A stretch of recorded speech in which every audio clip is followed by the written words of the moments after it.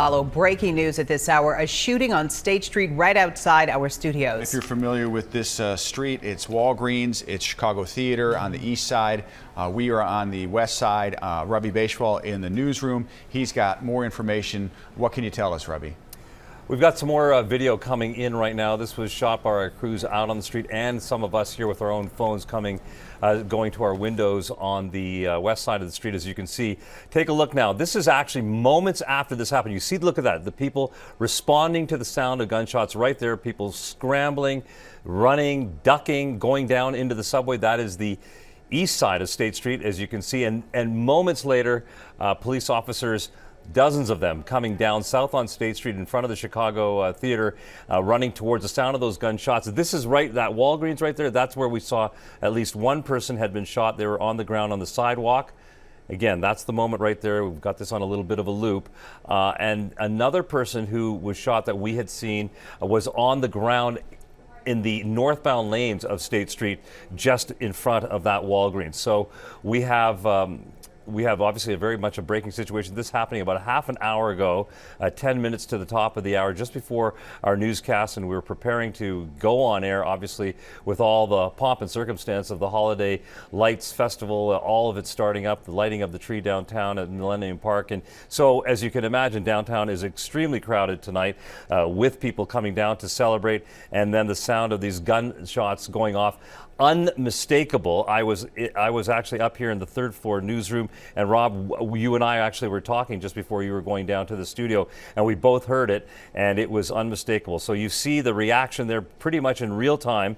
And again, the Chicago police saying officially all they're saying right now is that 2 people have been shot, and we await more details from them. Also, as far as the people being on the streets now, on State Street, that area has been cleared. A lot of emergency cars are there. All kinds of traffic is there on State and Randolph, as you can imagine. So let me just give y'all some context now that we've been able to sit with this for a little bit.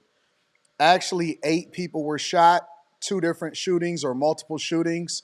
1 person is dead, and it was all during events where they were lighting the Christmas trees and celebrating the holidays getting kicked off, all in Chicago. And this comes right on the heels of a woman getting jumped outside of an elementary school by young children. And we don't think the culture is bad.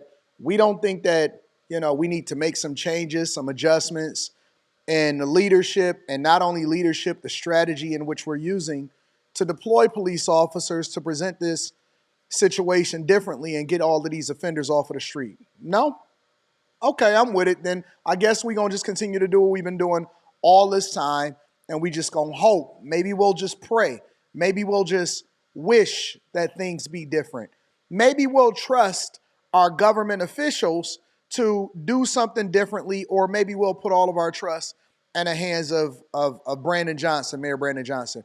It's so funny because I was listening to people that are from Chicago, that are part of certain parts of Chicago, and I don't want to elaborate on that because, I trust my sources. But they were saying that J.B. Pritzker was walking around with a bulletproof vest while at the same time talking about safety and how things are getting better in Chicago. I don't blame, the governor for wearing a bulletproof vest. It goes without saying. You got to protect yourself. You only get one life. It's a smart thing to do. But, he's selling a narrative because the people of Chicago, the residents, we know about what you guys have been suffering through. We understand that you have a $1.6 billion budget deficit. We understand that the schools are underfunded to the tune of $734 million in a deficit for the schools this year alone. We understand that you guys are short police officers, and even when you have a major event like this, you have to make sure that you allocate all of your resources into a major area, and it's still going to be unsafe while the rest of the neighborhood is left to fend for itself. We have to make some changes and adjustment. We got to get more aggressive on the offenders. We have to give real sentences, and them even introducing and passing the SAFE-T Act a while ago, in which it basically supported criminals, and it allowed for you to be able to roam the streets with no bond, even if you're a violent criminal, is insane to me. We know that you guys are juicing the numbers. You're reducing the reports. You're not even responding to some things, and then you want to state these numbers in which you're reducing crime so significantly. We don't believe you, and it's illustrated by the fact that none of those people, not one of them, is probably even going to be arrested at all. Reports of shots fired here in the Loop by the Chicago Theater. You may have noticed just a few minutes ago behind Noel in his live shot, we could see multiple emergency vehicles going by. This was moments before our newscast that we were hearing about it, just blocks away from our studio. Our Charlie DeMar is there live for us now. Charlie, what can you tell us? Joe, an absolute disaster in the Loop right now. There is a heavy police presence here. There has been reports of a shooting right here in the Loop. We, of course, are at State and Randolph right now. We have seen first responders working on several people in the street who are presumably gunshot victims. Of course, this was an extremely busy night here in the Loop. Not only did you have the Christmas tree lighting in Millennium Park, you also had the Chris Kindle Market that was just letting out. We are hearing that the shooting happened at about 9:50, so just about 10 minutes ago, 10-15 minutes ago. Reports are that Chicago police were monitoring a group of young people in the Loop. They had their eyes on them, and at some point, this shooting happened. There were thousands of people here in the Loop tonight. You can still hear sirens and first responders coming. We have seen at least 2 victims being attended to right here in front of the Walgreens. We are steps from the Chicago Theater. It is a chaotic scene here right now. Multiple people shot. Again, a very busy night here in the Loop.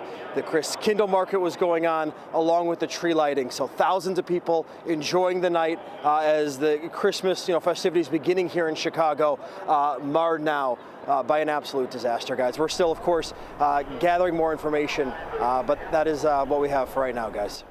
The Chicago mayor likes to call these type of events large gatherings.